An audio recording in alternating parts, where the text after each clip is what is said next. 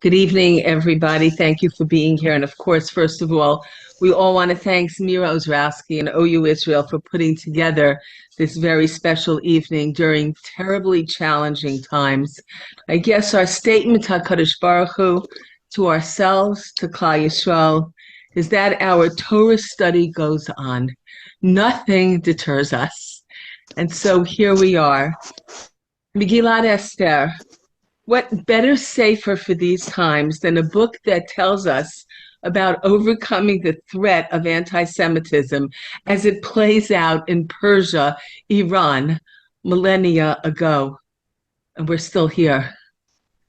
I want to share a brief, comforting thought with all of you from some of our giants and end with an insight of my daughter, who is studying Megilat Esther this week with her youngest child, age 6 years old. The Rambam in the Mishnah Torah, Hilchot Megillah V'Chanukah, Perek Bet, Mishnah Yudchet, tells us the following, and I'm going to read it to you in English, we save time. All prophetic books and the sacred writings will cease to be recited in public during the Messianic era, except the book of Esther.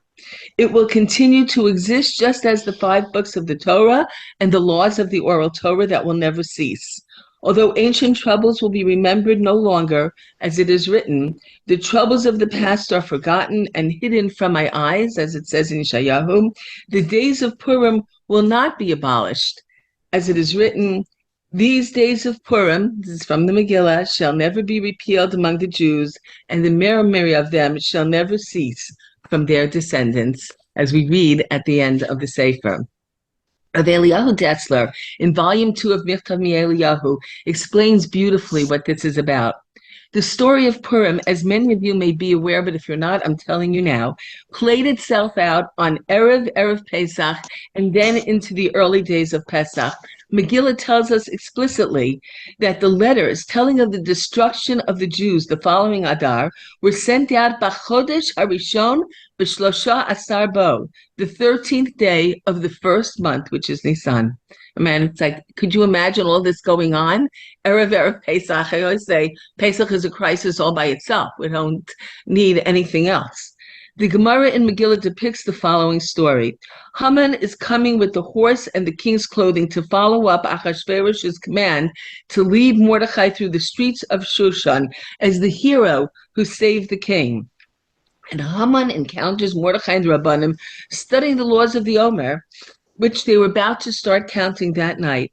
Haman said, Ata mlei kumsa kim chadidchu v'dache asara alfei kikre kaspe dido.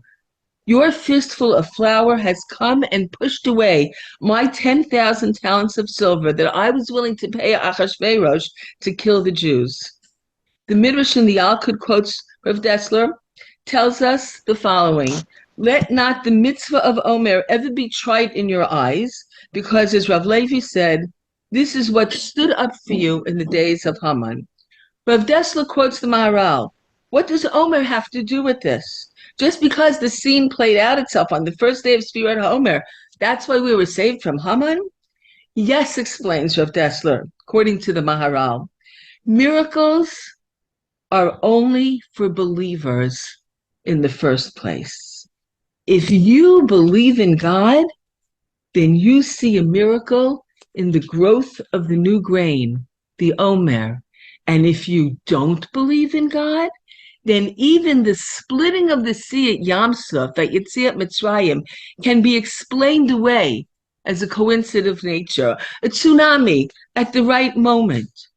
Just as the Dor Haflaga, who built the Migdal Bavel, explained the Mabel as an event that it happens every 1,656 years. You know, we were due for a Mabel, they said. This is not Yad Hashem. Rav David Feinstein, in his commentary on the Haggadah, Anadodi, discusses the idea of L'ma'an tizkar yom tzedcha me'eretz Mitzrayim kol yemei chayecha. Talking about, do we mention Yetziat Mitzrayim? Yemei chayecha, we remember Yetziat Mitzrayim in the days. Kol yemei chayecha, even at night, referring to the reciting of the Kriyat Shema in the morning and at night. The Chachamim say that Yemei chayecha means we remember Yetziat Mitzrayim in these times, Olam Hazeh. Kol Yemei Chayecha means that we will remember Yetziat Mitzrayim even in the days of Mashiach. But Ben Zoma disagrees. No need to remember Yetziat Mitzrayim in the days of Mashiach. Writes Rav David Feinstein, the function of Mashiach is to teach the world that Hashem controls even the natural world, those events that seem to happen by themselves without Hashem's intervention. Yeshayahu writes, Umalach haaretz deya at Hashem kamayim layam mechasim. At that time, in the days of Mashiach, everybody will understand.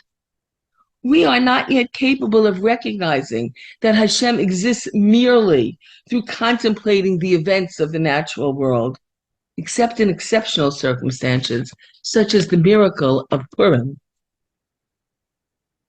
The Rambam says that Mashiach will not need to perform miracles at all, but will be able to settle us in Eretz Yisrael without overstepping the normal process of nature.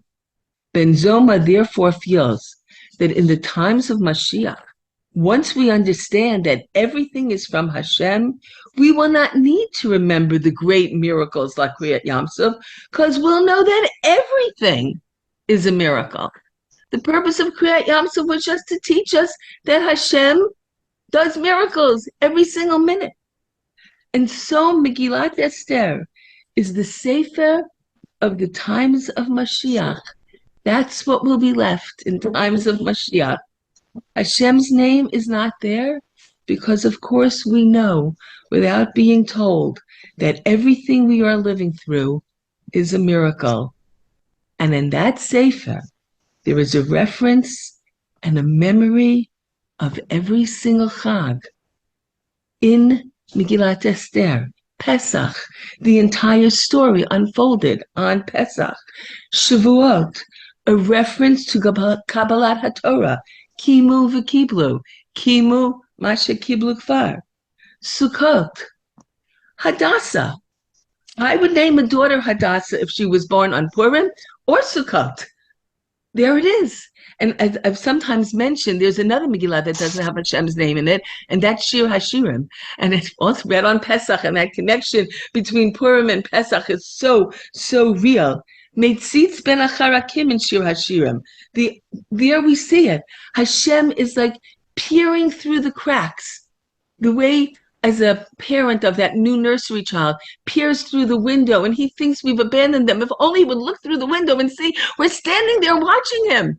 And Hashem is peering through the cracks in the schach and seeing and supervising all of us as everything goes on. Rosh Hashanah, the theme of Malchut, we all know about a special Hamelech Megillah where the word Hamelech shows up in every column. And the Slichot of Erev Rosh Hashanah, every version of Slichot has something about the Megillah and Erev Rosh Hashanah. I have one in front of me now. Uvachein Avol HaMelech. I'm reading not from the Megillah. I'm reading from Slichot of Erev Rosh Hashanah. Hasarisim HaMishatim et Pnei HaMelech. Melech. Davar al tipol mikol asher dabarta. Unbelievable. Slichot of Erev Rosh Hashanah sounds like the Megillah. Yom Kippur, Purim Kippurim. Unity brings atonement. What is Yom Kippur? We eat and then we fast. What is Purim? We fast and then we eat. And Churban, the themes and tunes of Tisha B'Av echo through the Megillah. Right? So there's Tisha B'Av, right? Hovering over the Megillah. In Eretz Yisrael, we are always living a miracle. And I think as we anticipate Mashiach today, we know that we are living a miracle here. Let me close with an insight of my daughter Zahava. She was studying the Megillah with her 6-year-old because her little girl was intrigued with the Koren illustrated Megilat Esther we had bought for Purim. Does anybody know what it looks like? You see it? It looks like those, right? It's precious, but it's the full Megillah with pictures. And she was intrigued by it. So she said, I'm going to study it with her this week. Okay? And this is what she called. My daughter Zahava called me on Erev Shabbos and she said, Ima, it's not the Shoah.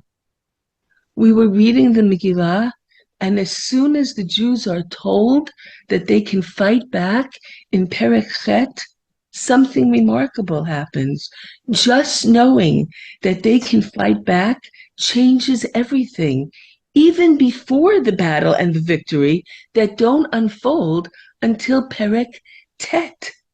Perek Chet, Pasuk Yud Aleph, Asher Natan Hamelech LeYehudim, Asher B'chol Ir V'ir Likayel Nafsham, Lahashmid, Laharog, La'abed, Et Kol Chel Am Medina, Hatzarim Otam, Taf Nashim Ushtolam Lavos. There it is. Here it is on this page. Achashverosh gives permission to the Jews to fight back.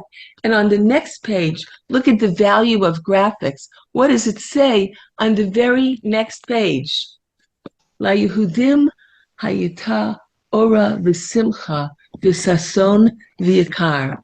This is before the battle, before they hurt anybody, before they defeated the enemy and 500 people and the sons of Haman were killed.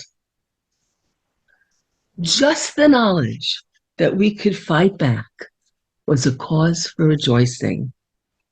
May we be zocheh to the nisim that Hashem is providing for us, even as we are in pain.